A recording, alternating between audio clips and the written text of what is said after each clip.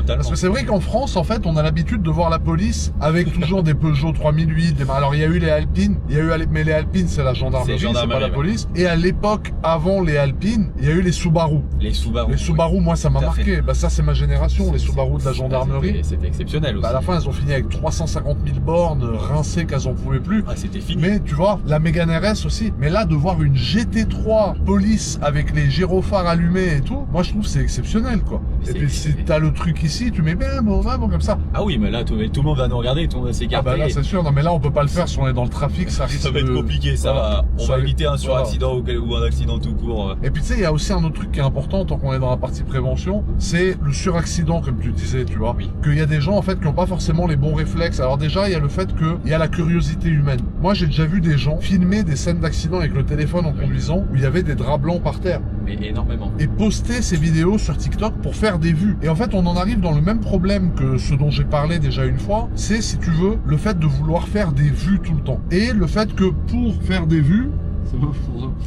le fait que pour faire des vues, les gens sont prêts à filmer tout et n'importe quoi. Alors premièrement, ça porte atteinte à l'intégrité, entre guillemets, honorifique de la personne qui est décédée, parce qu'il n'a pas envie de finir dans un téléphone ou finir sur Internet. Et en plus de ça, ça te fait prendre un risque, tu vois. Ça veut dire que t'es là, t'as le téléphone, tac, ça pile devant, tu te prends la bagnole de devant. Suraccident, blessure. Voilà, suraccident, blessure. Un suraccident peut encore en entraîner un autre. Il y a eu un cas, là, je sais plus quand, où il y a eu un accident à droite, et à gauche, t'as eu un carambolage avec encore plus de bagnoles. Et malheureusement, alors ça, c'est une histoire dont je veux parler, c'est l'histoire de Mathieu, qui me suivait sur Instagram, avec qui je parlais sur Instagram, qui est décédé. C'est le pompier, tu sais, qui s'est arrêté. Tout à fait. Là où il y a eu le carambolage, du coup, le matin. Typiquement, ça, c'est une histoire qui m'a marqué, parce que c'est un gars qui me suivait, paix à son âme. Ouais, pompier volontaire. Voilà, pompier volontaire. Il s'est arrêté un matin à 6h30 sur un carambolage où il n'y avait même pas tellement de blessés. Et en fait, lui, si tu veux, s'est fait prendre entre deux voitures.